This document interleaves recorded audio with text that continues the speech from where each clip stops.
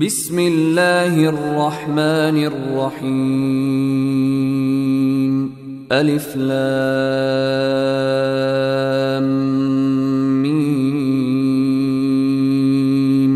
ذلك الكتاب لا ريب فيه هدى للمتقين الذين يؤمنون بالغيب ويقيمون الصلاة ومما رزقناهم ينفقون والذين يؤمنون بما أنزل إليك وما السلام عليكم ورحمة الله وبركاته إن الحمد لله نحمده ونستعينه ونستغفره ونعوذ بالله من شرور أنفسنا وسيئات أعمالنا من يهده الله فلا مضل له ومن يضلل فلا هادي له أشهد أن لا إله إلا الله وأشهد أن محمدا عبده ورسوله أما بعد எல்லா புகழும் புகழ்ச்சியும் அல்லாஹ் ஒருவனுக்கே உண்டாகட்டுமாக. அவனுடைய அமைதியும் கருணையும் நபிகள் பெருமானார் ஸல்லல்லாஹு அலைஹி வஸல்லம் அவர்கள் மீதிலும் அவர்கள் காட்டிய வழிப்படி மாத்திரம் வாழக்கூடிய அனைவர்கள் மீதிலும் உண்டாகட்டுமாக. பேரன்பிற்கினிய எல்லாம் வல்ல அல்லாஹுவின் நல்லடியார்களே, இன்றைய ஜும்மாவுடைய நாளிலே தீவிரவாதமும் இலங்கை முஸ்லீம்களும் என்ற தலைப்பு இன்றைய ஜும்மா உரைக்காக தேர்வு செய்யப்பட்டிருக்கிறது.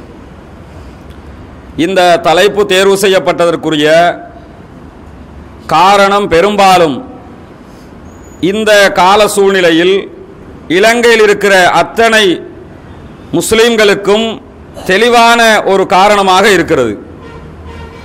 ISIS என்று சொல்லக்கூடிய ஒரு இயக்கம் ஈராக்கையும் சிரியாவையும் கைப்பற்றி அதனூடாக இஸ்லாமிய அரசாங்கத்தை உருவாக்கப் போகிறோம் என்ற பெயரில் இன்றைக்கு உலகத்திலே மிகப்பெரிய ஒரு தீவிரவாத இயக்கமாக செயல்பட்டு வருகிறது. இந்த இயக்கத்திலே இலங்கையைச் சேர்ந்த ஒருவர் இணைந்து கொண்டார். ஆகவே இலங்கை முஸ்லிம்கள் தீவிரவாதத்தோடு தொடர்புபட்டவர்கள் என்ற ஒரு கருத்தாக்கம் இன்றைக்கு நாடு முழுவதும் பரப்பப்பட்டு கொண்டிருக்கிறது. குறிப்பாக தற்பொழுது பாராளுமன்ற தேர்தல் அறிவிக்கப்பட்டிருக்கக்கூடிய நேரமாக இருப்பதாலும் அதிலும் குறிப்பாக முன்னாள் ஜனாதிபதி மஹிந்த ராஜபக்ஷ அவர்கள் மீண்டும் பொது தேர்தலுக்கு போட்டியிட வந்திருப்பதாலும் அவருடைய வாத பிரகாரம் இலங்கையினுடைய பாதுகாப்பு கேள்விக்குள்ளாக்கப்பட்டிருக்கிறது என்ற ஒரு வாதத்தை அவர் முன்வைப்பதாலும் இந்த ISIS-னுடைய பிரச்சனை பூதாகரமான ஒரு பிரச்சனையாக இன்றைக்கு இலங்கை மக்களுக்கு மத்தியிலே பரப்பப்பட்டு கொண்டிருக்கக்கூடிய காட்சிகளை பார்க்கிறோம். எல்லா ஊடகங்களும், குறிப்பாக சிங்கள மொழியிலான ஊடகங்கள் இந்த செய்தியை பரவலாக பரப்பிக்கொண்டு இலங்கை முஸ்லிம்கள் அத்தனை பேரும் இந்த தீவிரவாத செயல்களோடு தொடர்புபட்டவர்களை போன்ற ஒரு காட்சியை, தோற்றத்தை உண்டாக்கக்கூடிய நிலை இன்றைக்கு உருவாகி இருக்கிறது. ஆகவே ஆரம்பமாக இலங்கை முஸ்லிம்கள், அதிலும் குறிப்பாக இஸ்லாம் என்று சொல்லக்கூடிய இந்த தூய்மையான மார்க்கம் தீவிரவாதத்தோடு தொடர்புபட்டதா என்பதை நாம் அத்தனை பேரும் அடிப்படையாக புரிந்து கொள்ள வேண்டும். காரணம் என்னவென்றால், திருமறை குர்ஆனிலே ஜிஹாத் தொடர்பாக பல வசனங்களிலே அல்லாஹ் தஆலா பேசுகிறான். ஜிஹாத் என்ற போராட்டம் தொடர்பாக, ஆயுதமேந்தி போரிடுதல் தொடர்பாக அல்லாஹ் தஆலா பல வசனங்களில் திருமறை குர்ஆனிலே பேசுகிறான். அதே போல நபிகள் நாயகம் ஸல்லல்லாஹு அலைஹி வஸல்லம் அவர்களும் பல சந்தர்ப்பங்களிலே இது தொடர்பாக பேசி இருக்கிறார்கள், யுத்தமும் செய்திருக்கிறார்கள். இந்த யுத்தம் செய்த கான்செப்டை, இஸ்லாம் யுத்தத்தை பல கட்டங்களில் வலியுறுத்துகிற செய்திகளை எடுத்து பிடித்துக் கொண்டு இந்த செய்தியை, ஜிஹாதை தவறாக விளங்கிய சில முஸ்லிம்களும், ஜிஹாதை தவறாக விளங்கிய மாற்று மத நண்பர்களும் இஸ்லாத்தின் மீது சேறு பூசுவதற்காக இந்த ஜிஹாதினுடைய செய்தியை எடுத்து வைத்துக் கொண்டு விமர்சிப்பதை காலாகாலமாக நாம் பார்த்து வருகிறோம். உலகத்தில் எங்க எடுத்தாலும் முஸ்லிம்னா எதிரிகளை கொல்பவர்கள், கொலைகாரர்கள், பாம் வைக்கிறவன், துப்பாக்கி எடுத்து ஷூட் பண்றவன், அறிவாலை எடுத்து வெற்றவன், இது மாதிரியான செய்திகள் உலகம் பூராகவும் இஸ்லாத்தை விமர்சனத்துக்குள்ளாக்கக்கூடிய வகையிலே பரப்பப்படுகிற காட்சிகளை பார்த்து வருகிறோம். இஸ்லாத்தை பொறுத்தவரையில் அடிப்படையாக முஸ்லிம்களாகிய நாம் புரிந்து கொள்ள வேண்டிய ஒரு முக்கியமான விஷயம் என்ன தெரியுமா? இஸ்லாம் சொல்லக்கூடிய ஜிஹாத் என்ற கான்செப்ட் இருக்குது. இது ஒரு பெரிய ஒரு செய்தி. ஆனா சுருக்கமாக விளங்குறதா இருந்தா, இந்த ஜிஹாது தொடர்பாக பல முஸ்லிம் அறிஞர்களே தவறாக புரிந்திருக்கிறார்கள். அரைகுறையாக வசனங்களை புரிஞ்சு வச்சுக்கிட்டு காபிர்களை கண்ட இடத்தில் கொல்லுங்கள் என்று குர்ஆன் வசனம் வர்றதுன்னா, அப்ப நாம காபிர்களுக்கு எதிராக யுத்தம் பண்ணணும், ஆயுதம் ஏந்தணும், எடுத்து எல்லாரும் ஷூட் பண்ணி போட்டுறணும், கொலை செஞ்சு போட்டுறணும், இந்த மாதிரியான சிந்தனை தாக்கத்திற்கு சாதாரணமாக 7 வருடங்கள் மதரசாவில் படித்தவர்கள் கூட இதை தவறாக புரியக்கூடிய நிலை உருவாகி இருக்கிறது. பொதுவாக ஜிஹாது தொடர்பாக குர்ஆன் சொல்லக்கூடிய செய்திகளை எல்லாம் ஒன்றிணைத்து நீங்கள் பார்த்தால், இஸ்லாம் சொல்லக்கூடிய ஜிஹாதுக்கு ஒரே ஒரு சட்டம் தான். என்ன சட்டம் தெரியுமா? ஜிஹாதுங்கிறது ஆளாளுக்கு ஆயுதம் ஏந்தி காவிர்களை கொல்லுவது அல்ல, எதிரிகளை வீழ்த்துவது அல்ல. ஒரு குழு ஆயுதத்தை தூக்கி 10 பேரை கொண்டு அதுக்கு பேர் ஜிஹாதா? அதுக்கு பேர் ஜிஹாது கிடையாது. ஒரு 100 பேர் சேர்ந்துக்கிட்டு ஆயுதத்தை எடுத்து எதிரியை கொண்டு போட்டான்னு சொன்னா அதுக்கு பேர் ஜிஹாது. மௌத்தா போனதெல்லாம் ஷஹீதுண்டாயிருமா? அந்த இஸ்லாத்துல இந்த கான்செப்டே கிடையாது. இஸ்லாம் சொல்லக்கூடிய ஜிஹாத் என்னன்னு கேட்டா, ஜிஹாத் என்பது ஒரு அரசு செய்ய வேண்டிய வேலை, தனி மனுஷன் செய்யற வேலை இல்லை. குர்ஆனை ஹதீஸையும் எடுத்துக்கிட்டீங்கன்னா, குர்ஆனுடைய கட்டளைகள், குர்ஆனுடைய செய்திகள், ஹதீஸினுடைய செய்திகள், ரசூலுல்லாஹ்வுடைய கட்டளைகள் எல்லாம் 95% தனி மனிதர்களுக்குரிய கட்டளைகள் தான். இப்படி சொல்லுங்க, இப்படி நோன்பு பிடிக்கணும், இப்படி ஹஜ் செய்யணும், இது மாதிரி தனி மனிதருக்குரிய கட்டளைகள் 95% இருக்குது. ஆனா இஸ்லாத்துல 5% கட்டளைகள் எப்படி இருக்கு தெரியுமா? முழுக்க முழுக்க அரசாங்கங்களுக்கு சொல்லப்படுகிற கட்டளையா இருக்கும். ஒரு இஸ்லாமிய அரசு இருந்தா அது என்ன செய்யணும்? களவெடுத்தா கையை வெட்டணும் இருக்குது. களவெடுத்தா கையை வெட்டணும்னு சொன்னா, தௌஹீத் ஜமாத்தால ஒருத்தன் களவெடுத்துட்டான், கூட்டி வா, நான் கையை வெட்ட முடியுமா? நாங்க ஜமாத்தா செயல்படுறோம், நாங்க வெட்டிட முடியுமா? அதுக்கு அனுமதி இல்லை. அது ஒரு 10 பேர் சேர்ந்துக்கிட்டு விபச்சாரம் பண்ணிட்டியா, கல்லடிச்சு கொல்லணும், இது செய்ய முடியுமா? நம்ம ஊர்ல அத்தடிப்பாங்களே, கூப்பிட்டு வச்சுக்கிட்டு நோகாம நொங்கு பறிக்கிற மாதிரி அத்தடிச்சுக்கிட்டு இருப்பாங்க, இதெல்லாம் செய்ய முடியுமா? இது தனி மனிதனுக்குரிய சட்டம் அல்ல, ஒரு அரசு செய்ய வேண்டிய சட்டம். தனி மனிதன் குற்றம் செய்தால் இதை நடைமுறைப்படுத்தணும் அரசாங்கம், தனி மனுஷன் கிடையாது. அது மாதிரி ஜிஹாதை பொறுத்தவரையில ஜிஹாத் என்பது தனி மனிதர்கள் இணைந்து ஒரு குழுவாக செய்ய வேண்டிய கடமையாக இருந்தாலும் அதற்கு தகுதி படைத்தவர்கள் குழுக்கள் அல்ல, அரசாங்கம். இஸ்லாமிய கவர்மெண்ட் யாராவது இருந்தாங்கன்னா அந்த அரசு தான் என்ன செய்யும்? ஜிஹாதை பிரகடனம் பண்ணி எதிரிகளோட போய் சண்டை பிடிக்கிறதுக்கு பேரு. இப்ப இலங்கையில LTTயோட யுத்தம் நடந்துச்சு, இதே ஒரு இஸ்லாமிய கவர்மெண்ட் செஞ்சிருந்தா அதுக்கு பேர் ஜிஹாதுன்னு போயிடும். இது இஸ்லாமிய கவர்மெண்டா இருந்து தீவிரவாதிகளை தாக்கி இருந்தான்னு வைங்க, எதிரிகளை தாக்கி இருந்தான்னு வைங்க, அதுதான் ஜிஹாதுங்கிறது. அப்ப ஒரு அரசு செய்ய வேண்டிய வேலையை தனி மனிதர்கள் கையில் எடுப்பது மார்க்கம் அனுமதிக்கவில்லை. அல்லாஹ் தஆலா திருமறை குர்ஆன்ல மிக தெளிவாக சொல்லுகிற ஒரு செய்தி என்ன தெரியுமா? எந்த காரணம் கொண்டும் லா இக்ராஹ ஃபித்தீன், இந்த மார்க்கத்திலே நிர்பந்தம் கிடையாது. மதம் மாற்றுவதற்காக யுத்தம் பண்ணலாமா? இஸ்லாம் வாளால பரப்பப்பட்ட மார்க்கம் என்று சொல்லுவாங்களே, இஸ்லாம் வாளால பரப்பப்படவும் இல்லை, பரப்பவும் கூடாது. எந்த காரணம் கொண்டு ஆயுதத்தை காட்டி இஸ்லாத்துக்கு வான்னு சொல்லக்கூடாது, இந்த கொள்கையை ஏத்துக்கன்னு சொல்லக்கூடாது. நிர்பந்தத்திற்காக இஸ்லாத்திற்கு ஒவ்வொரு வளைத்தெடுப்பது இஸ்லாம் அனுமதித்த செயல் அல்ல. இந்த மார்க்கம் அப்படி நிர்பந்திக்கல யாரையுமே. இஷ்டம்னா இருக்கலாம், நஷ்டம்னா போயிடலாம். லக்கும் தீனுக்கும் வலியதீன் தான். உங்க மார்க்கம் உங்களுக்கு, எங்க மார்க்கம் எங்களுக்கு. ஒருத்தன் தர்காவை தான் வணங்கணுங்கிறியா, வணங்கிட்டு போ, அல்லாஹ்க்கு நஷ்டமா? உனக்கு தான் நஷ்டம், மறுமையில நீ மாட்டிப்ப. அதுக்காக அவனை கொல்ல முடியுமா? ஒருத்தன் சிலையை வணங்குறான், வணங்கிட்டு போ. மார்க்கத்தை சொல்லுவதுதான் நம்முடைய கடமை. யாரையும் என்ன செய்ய முடியாதுன்னு கேட்டா, என் திணிச்சு நீ ஏத்துக்கறல நான் கொல்லுவேன்னு சொல்லி கொலை செய்வதற்கு மார்க்கத்தில் அனுமதி இல்லை. எந்த அளவுக்கு அனுமதி இல்லைன்னு கேட்டா, அல்லாஹ் தஆலா திருமறை குர்ஆனிலே சொல்லுகிறான், வைன் அஹதும் மினல் முஷ்ரிகீன, முஷ்ரிகீன்களில் யாராவது உங்களிடத்தில் அடைக்கலம் தேடினால், என்ன வந்து காப்பாத்துக்கிட்டு அடைக்கலம் தேடி வர்றான், அடைக்கலம் தேடினால் அவர்களுக்கு நீங்கள் அடைக்கலம் கொடுக்க வேண்டும். ஏன் தெரியுமா? அவர்கள் அல்லாஹ்வுடைய வசனங்களை கேட்க வேண்டும் என்பதற்காக. உங்கள்கிட்ட அடைக்கலம் தேடி வர்றான், யுத்தத்திலே வந்துட்டான், ஜிஹாதே பண்ணிக்கிட்டு இருக்கிறோம், எனக்கு அடைக்கலம் தாங்கன்னு வந்துட்டான், கொன்ற முடியுமா? கொள்ளாதீங்க, அடைக்கலம் கொடுங்க. அல்லாஹ்வுடைய வசனத்தை அவன் கேட்பான், கேட்பதனூடாக இஸ்லாத்துக்கு வரக்கூடும். அப்ப வார்த்தைகள் அல்லாஹ்வுடைய செய்தியை கேட்டு உள்ளம் மாறி மார்க்கத்துக்கு வந்தா அதை இஸ்லாம் ஏத்துக்கிறோம். யாரை நிர்பந்திச்சு இஸ்லாத்துக்குள்ள வான்னு சொல்லி கூப்பிடுமான்னு கேட்டா கூப்பிடவும் இல்லை, கூப்பிடுவதும் ஹராம். இஸ்லாமிய மார்க்கத்தில் நிர்பந்தத்துக்கு உள்ளாக்கி யாரையும் இஸ்லாத்தில் இணைக்க வேண்டும் என்று இஸ்லாம் சொல்லவும் இல்லை, அப்படி செய்யவும் இல்லை.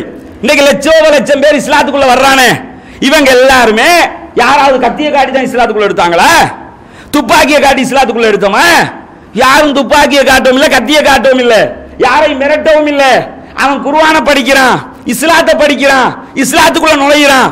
இதுக்கு தான் இஸ்லாம் வழி திறந்து வச்சிருக்கிறே தவிர தனி மனிதர்களுடைய கையில ஆயுதத்தை தூக்கி ஜிஹாத் என்ற பெயர்ல முஸ்லிம்களை கொல்வதற்கோ முஸ்லிம் அல்லாதவர்களை கொல்வதற்கோ இஸ்லாத்துல எந்த அனுமதியும் கிடையாது. இந்த ஜிஹாத் என்ற கான்செப்டையே முஸ்லிம்கள் ஒரு பிரிவும் தவறாக விளங்கி இருக்கிறார்கள், காவிரான மாற்று மத நண்பர்களும் தவறாக புரிந்திருக்கிறார்கள். இஸ்லாம்னா கண்ட இடத்துல கொல்ல சொல்லுது போல, அதுதான் கொல்றாங்க போல இந்த எண்ணப்பாடு வருகிறது. இந்த எண்ணப்பாட்டுக்கு எந்த காரணத்தை கொண்டும் இஸ்லாத்தில் அனுமதி இல்லை.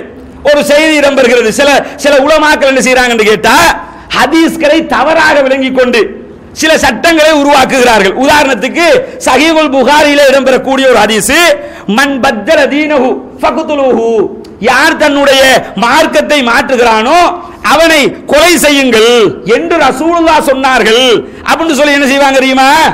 யாராவது மார்க்கத்தை விட்டு போயிட்டான்னு வைங்க, முர்த்ததா போயிட்டான், முஸ்லிமா இருந்துகிட்டு எனக்கு இஸ்லாம் பிடிக்கலன்னு காபிரா போயிட்டான்னு வைங்க, அவனை கொல்லணும்னு சொல்லி நிறைய இஸ்லாமிய அறிஞர்களே இந்த ஹதீஸை வச்சுக்கிட்டு தவறாக புரிந்து கொண்ட முறையை பார்க்கிறோம். இந்த ஹதீஸ் அதைத்தான் சொல்லுதா? இந்த ஹதீஸை வச்சுக்கிட்டு அப்ப முர்த்ததா போன எல்லாரையும் கொல்ல முடியுமா? இஸ்லாமிய வரலாற்றில் ரசூலுல்லாஹ் எங்கேயாவது நபிகளார் உயிரோடு இருக்கும் போதே இஸ்லாத்துக்குள்ள நுழைஞ்சு எனக்கு இஸ்லாம் பிடிக்கலன்னு காபிரா போனவங்க இருக்கிறாங்க, சஹாபி என்ற லிஸ்டுக்குள்ள வந்துட்டு திரும்ப காபிரா போனவங்க இருக்கிறாங்க. ரசூலுல்லாஹ் யாரையாவது கொண்டாங்களா? கொல்லல. அப்ப என்ன அர்த்தம்? இந்த ஹதீஸுக்கு அந்த அர்த்தம் இல்ல. அப்ப இந்த ஹதீஸ் என்ன சொல்லுது? மார்க்கத்தை மாற்றி கொண்டவன் முஸ்லிமா இருந்து காபிரா போனவன் இல்ல. ஒரு இஸ்லாமிய அரசாங்கம் இருக்குது, குர்ஆன் சுன்னா அடிப்படையில் அரசு போகுது, உள்ளுக்குள்ள நான் பித்அத் செஞ்சு அவனை கொல்லு, காபிரா போறான், மார்க்கமே பிடிக்கலன்னு போறான். மார்க்கத்துல பேரால உள்ள உட்கார்ந்துகிட்டு எவன் மார்க்கத்தை சீர்குலைக்கிறானோ அவன் மார்க்கத்தை மாற்றுவவன் என்று சொன்னா உள்ளுக்குள்ள உட்கார்ந்துகிட்டு பித்அத் செய்யறவன் அர்த்தம், வெளியில போறவன் அர்த்தம் இல்ல. இந்த ஹதீஸ் எடுத்து வச்சுக்கிற வேண்டியது. பார்த்தீர்களா? மார்க்கத்தை விட்டு மாறி போனால் கொல்லலாம் என்று இருக்கிறது, அரசுடைய கடமை கொல்ல வேண்டும். இஸ்லாம் அந்த கொலை கொலை கொலை என்று சொல்லி எதுக்கு இஸ்லாம் சொன்னது? ரசூலுல்லாஹ் எதுக்கு யுத்தம் பண்ணினாங்க? நபிகள் நாயகத்துடைய யுத்த தர்மம் என்ன? இது எதையுமே புரியாத ஒரு கூட்டம் ஆயுதத்தை தூக்கிக்கிட்டு ஜிஹாதுங்கறான். அல் காயிதா என்று சொல்லி ஒரு கூட்டம் கிளம்பினாங்க, அதுல இருந்து தாலிபான்கள் என்ற ஒரு கூட்டம் கிளம்பினான். அதுக்கு பிறகு இப்படி ஒவ்வொன்றா பிரிஞ்சு வந்து இன்னைக்கு IS Islamic state in Iraq and Syria என்று சொல்லி ஷாமையும் ஈராக்கையும் ஒன்றிணைத்த இஸ்லாமிய அரசாங்கத்தை நாங்கள் உண்டாக்க போகிறோம், இதுதான் எங்களுடைய பணி என்று சொல்லி ஆயுதம் ஏந்திக்கிட்டு வந்திருக்கிறத பாக்குறீங்க. உலகத்துக்கு இத்தனை நபிமார்கள் வந்தாங்களே, எந்த நபியாவது ஆட்சி பிடிக்க வந்தாரா? எந்த நபியாவது நான் ஆட்சி பிடிக்கத்தான் வந்தேன் என்று சொன்னதை குர்ஆன் ஹதீஸ்ல எங்கேயாவது பார்க்க முடியுமா? எந்த நபியையும் அல்ல ஆட்சி பிடிக்க அனுப்பல, மார்க்கத்தை சொல்லத்தான் அனுப்பினான். ஆட்சி பிடிக்கிறது நம்ம கடமை இல்லை, மார்க்கத்தை எத்தி வைக்க வேண்டும். எத்தி வைக்கிறது ஊடாக கொள்கையில மாற்றம் ஏற்பட்டு எல்லா மக்களும் முஸ்லீம் ஆகிய ஒரு ஆட்சி பிறக்குமா இருந்தா அது வேற. ஆட்சி பிடிக்கணும்ங்கிறதுக்கு எந்த நபியையுமே அல்லாஹ் தஆலா அனுப்பவில்லை, அது இஸ்லாத்துல உள்ளதும் கிடையாது, எந்த நபியும் அப்படி அனுப்பல. ஆனா இவன் என்ன செய்யறான்னு கேட்டா, நாங்க இஸ்லாமிய ஆட்சியை உண்டாக்க போறோம், இஸ்லாத்தை நாங்க நிலைநிறுத்த போறோம்னு சொல்லிக்கிட்டு ஐஎஸ் கிளம்பி இன்றைக்கு பெரிய ஃபித்னா செய்யற காட்சியை பார்க்கிறோம். உலகத்திலேயே இன்றைய உலகம் இருக்குது 2015 உலகத்திலேயே ஆக டேஞ்சரான தீவிரவாத குழுவாக கருதப்படுவது இந்த ஐஎஸ்ஐஎஸ். இசிஸ் என்று சொல்லுவாங்க, இல்லாட்டி ஐஎஸ் என்று தனியா சொல்லுவாங்க, இல்லாட்டி ஐஎஸ்ஐஎஸ் என்று சேர்த்து சொல்லுவாங்க. இப்படி இந்த அழைக்கப்படக்கூடிய இந்த குழு இருக்குது, இதுதான் உலகத்திலேயே ஆக டேஞ்சரான தீவிரவாத குழு. எந்த அளவுக்கு டேஞ்சர் தெரியுமா? இவங்களுக்கு பின்னாடி அன்னளவாக சொல்லப்படுவது 50,000 தொடக்கம் 2 லட்சம் வரைக்கும் இவர்களுக்கு பின்னாடி போர்சஸ் இருப்பதாக நம்பப்படுகிறது. போர்சஸ் என்ன? இது மாதிரி ஸ்ரீலங்காவில் கூறுகட்டத்தை போனான்ல, இது மாதிரி இஸ்லாத்தை தவறா புரிஞ்சுக்கிட்டு ஜிஹாத் விளங்கிக்கிட்டு போய் சேர்ற குரூப் இருக்குது. இப்படி சேர்ந்து 50,000 தொடக்கம் 2 லட்சம் பேர் வரைக்கும் இவர்களோடு இருப்பதாக நம்பப்படுகிறது. இந்த பகதாதி என்று சொல்லி ஒருத்தர தலைவராக ஏற்படுத்தி வைத்துக் அவரை நான் தான் தலைவர் இதுக்குன்னு சொல்லி அறிவிச்சு நாங்கள் எல்லாம் இஸ்லாமிய ஆட்சி உண்டாக்கப்படும் என்று சொல்லி யுத்தத்தை ஆரம்பிக்கிறோம், அமெரிக்கா மீது போர் தொடுக்கிறோம் என்று போர் தொடுத்துக் கொண்டிருக்கிறார்கள். இதை பார்க்கிறார்கள் என்ன நினைக்கிறாங்க தெரியுமா? பாத்தீங்களா இவன் செயல்பாடு எப்படி இருக்கும் கேட்டா, தர்காக்களை உடைப்பான், உடைக்கிற நேரத்தில் நம்ம ஆக்களுக்கு எல்லாம் அது ஒரு சந்தோஷம்.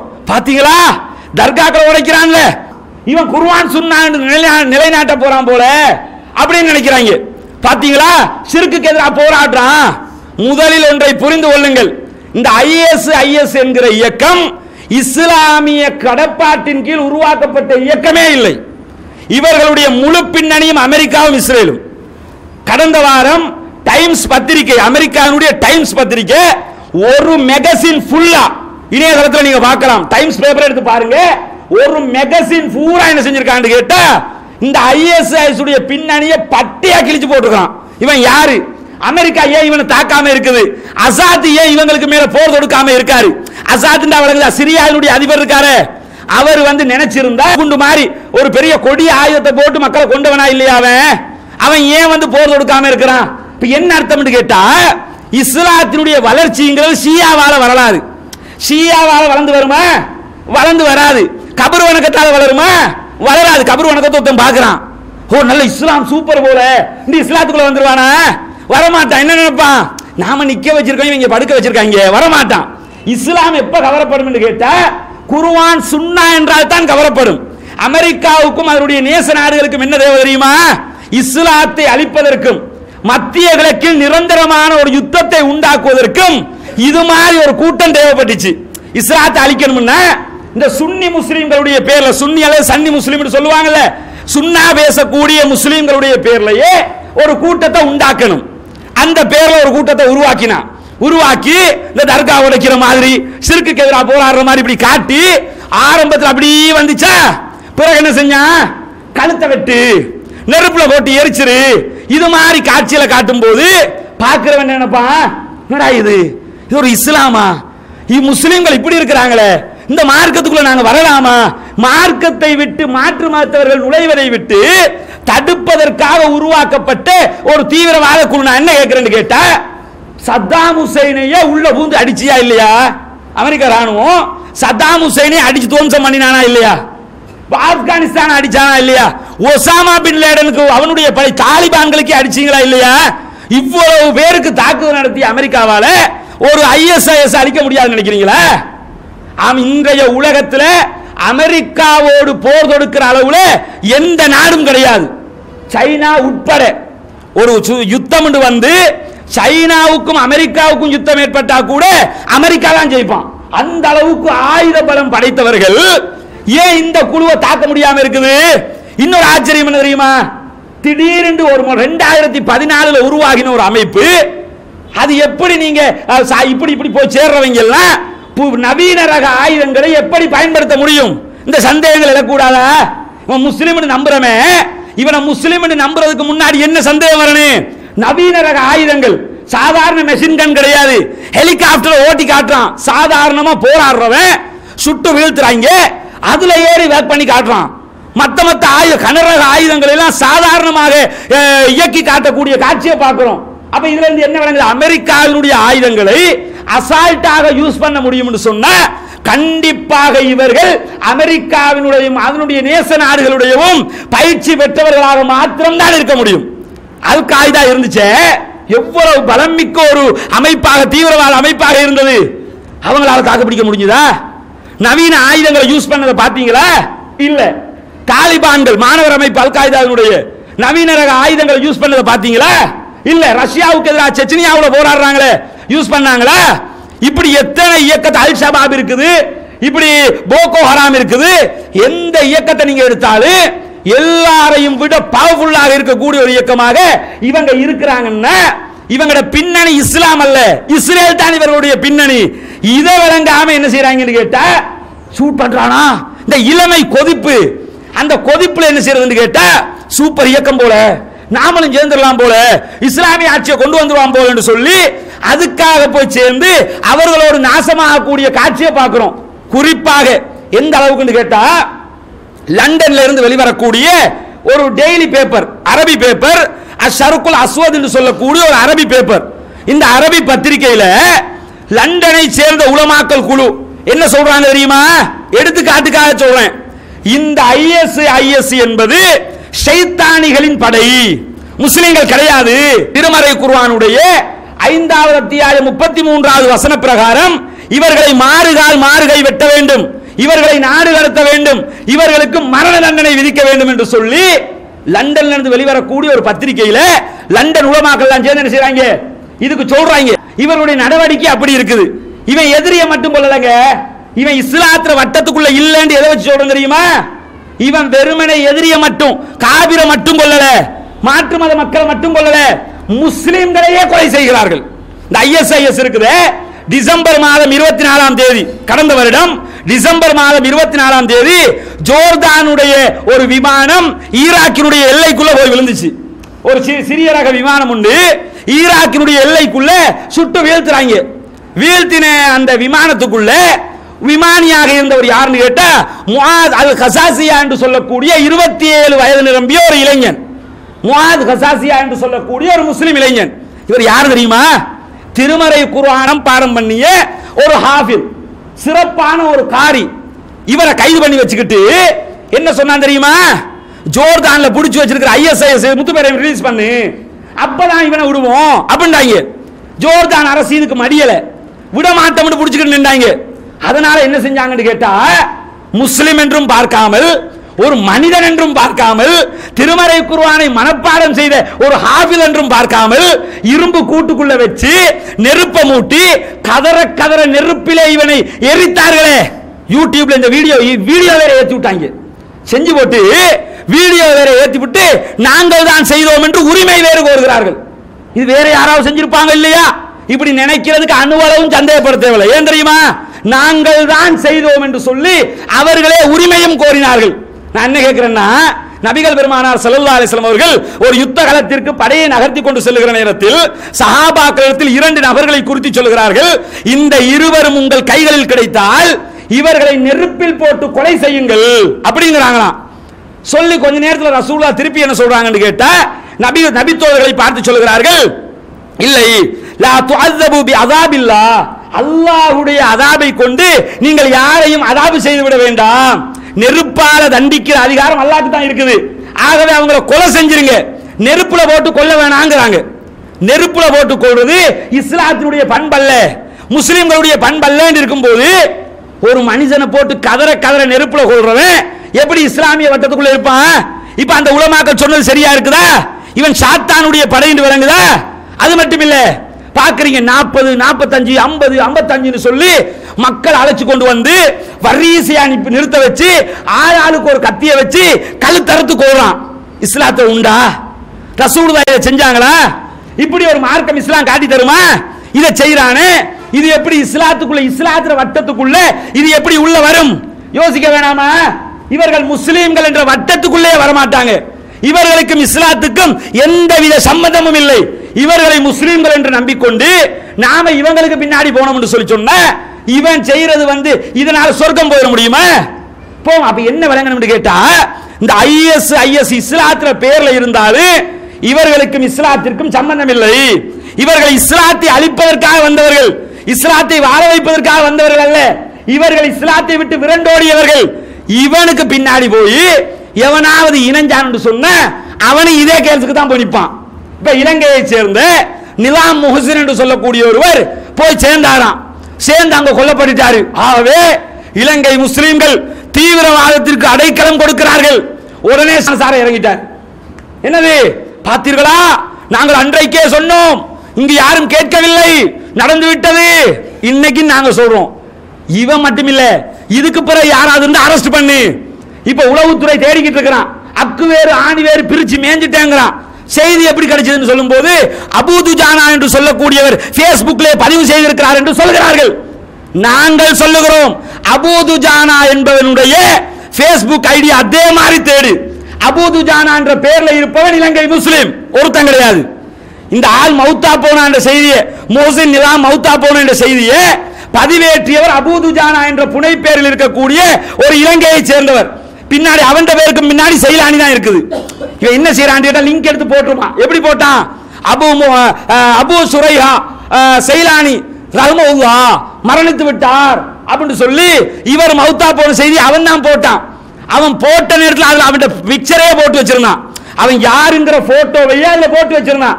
இப்ப போட்டோ மாற்றப்பட்டிருக்கு. இன்றைக்கு விடிவெள்ளி பேப்பர்ல ஒரு கட்டிங் போட்டிருக்கானே, அதுல இருக்கிற போட்டோ வந்து போட்டோ இல்ல, ஒரு எடிட்டிங். அது உண்மையான நெஜ போட்டோவையே போட்டு வச்சிருந்தான். அவனும் இலங்கைக்காரன் தான். நாங்கள் சொல்லுகிறோம் அவனையும் தேடிப்பிடி, அரெஸ்ட் பண்ணி. அரெஸ்ட் பண்றது மட்டும் இல்ல, எவனவன் இதுக்கு பங்குதாரியா இருக்கிறானோ, ஒருத்தன் சிரியாக்கு போயிட்டான், ஸ்ரீலங்காக்காரனே இல்ல, போயிட்டான்ல. இலங்கையை விட்டு அவன் எதுக்கு போனான்? அந்த நாட்டுக்கு தானே போராட போனான். அவன் எப்படி ஸ்ரீலங்காக்காரன் ஆகுவான்? இவர்கள் யாரெல்லாம் இந்த தீவிரவாதத்துக்கு உந்துதலாக இருக்கிறார்களோ, துணை போகிறார்களோ, அரசு இவங்களை என்ன செய்யணும் தெரியுமா? முதல்ல இவர்களுடைய பிரஜா உரிமையை இல்லாமலாக்க வேண்டும். நீ ஸ்ரீலங்காக்காரன் கிடையாது. எக்காரணம் கொண்டும் இதற்கு துணை போவர்கள் இலங்கைக்குள்ள காலடி வைக்க கூடாது, ரிட்டர்ன் கூட என்ன செய்யக்கூடாது, வரக்கூடாத அளவுக்கு இவர்களுடைய பிரஜா உரிமையை ரத்து செய்ய வேண்டும் என்று சொல்லிக்கிட்டு இருக்கிறோம். இவன் என்னடான்னு கேட்டா, பார்த்தீர்களா எல்லா ஜமாத்துக்கள பேரையும் சொல்லி இவர்கள் அத்தனை பேரும் தீவிரவாதத்துக்கு துணை போகிறார்கள். அமெரிக்கா சொல்லி இருக்கிறது ISIS தீவிரவாத இயக்கம். அதே அமெரிக்கா சொல்றான் பொதுபல சேனா தீவிரவாத இயக்கம். அதே அமெரிக்கா சொல்றானா இல்லையா? இப்ப யார் நான் கேட்கிறேன், ISISக்கு என்ன நிலையோ அதே நிலைதான் பொதுபல சேனாவுக்கு. மைத்திரிபால கவர்மெண்ட் என்ன விளங்கிறது தெரியுமா? மஹிந்த ராஜபக்ஷ தூக்கி எறியப்பட்டதை போல இதே மாதிரி போக்குல போய் இந்த பொதுபல சேனாவை ஆடுவதற்கு வழிவிட்டால் இதே மாதிரி இந்த கவர்மெண்டையும் தூக்கி வீசுவாங்க மக்கள். இனவாதத்துக்கு துணை போனா இருக்கிற இந்த கவர்மெண்டையும் தூக்கி வீசுவாங்க. நான் என்ன கேட்கிறேன்னா, 2 பேரை கொலை செஞ்சு லட்சக்கணக்கான கோடிக்கணக்கான சொத்துக்களை அழிச்சு அலுத்கமல் அவ்வளவு பெரிய பிரச்சனையை உண்டாக்கின இன்ன வரைக்கும் பேசிக்கிட்டு இருக்கிறான். இவன் மேல ஆக்ஷன் எடுக்க காணோம். முதல் அரசு என்ன செய்யணும்? இது மாதிரி ஆட்களுக்கு ஆக்ஷன் எடுக்கணும். ஒரு 4 பேர் SMS அனுப்பினாங்கிறதுக்காக தூக்கி உள்ள போட்டியா இல்லையா? SMS பரப்பினாங்கிறதுக்காக தூக்கி உள்ள முஸ்லிம் என்னும் போது SMS அனுப்பினா கூட தூக்கி உள்ள போட்டுருவிய. இதே உங்காக்களாக இருந்தா, பெரும்பான்மை மக்களாக இருந்தா, அதுவும் ஒரு மதகுருவாக இருக்கிறாருங்கிறதுனால கொலை செய்வதற்கு தூண்டுகோலாக இருந்திருக்கிறார். இதுவரைக்கும் இனவாதத்தை தூண்டுகிறார். அவரை ஏன் கைது பண்ணல? அவருக்கு ஏன் ஆக்ஷன் எடுக்கல? நாங்கள் இந்த இலங்கை நாட்டு முஸ்லிம்கள் ஒரு நாளும் தீவிரவாதத்தை ஆதரிப்பவர்கள் அல்ல. நாங்கள் ஆதரித்திருந்தால் இன்றைக்கும் இலங்கையில் யுத்தம் நடந்து கொண்டுதான் இருக்கும். பிரபாகரனுடைய காலத்தில் பிரபாகரனோட சேர்ந்து இருந்தா இலங்கை முஸ்லிம்கள் எவனாவது LTTயோட சேர்ந்தானா? LTTயோட அன்னைக்கே சேர்ந்து இருந்தா இன்னைக்கும் இலங்கையில் யுத்தம் நடக்கும். நாங்கள் சிறுபான்மை மக்களாக இருந்து 15% மக்களாக இருக்கிற நாங்க எங்களுடைய சதவீதத்தை விட அதிகமாக இந்த நாட்டுக்காக உயிர் தியாகம் பண்ணி இருக்கிறோம். இந்த நாட்டுக்காக உழைத்திருக்கிறோம். இந்த நாட்டுக்காக கஷ்டப்பட்டு இருக்கிறோம். சுதந்திரத்துக்காக போராடிய சமுதாயம் இது. போலீஸ் துறையிலே முன்னணியில் நிற்கிற சமுதாயம் இது. ராணுவத்திலே நிறைந்து காணப்படுகிற சமுதாயம் இது.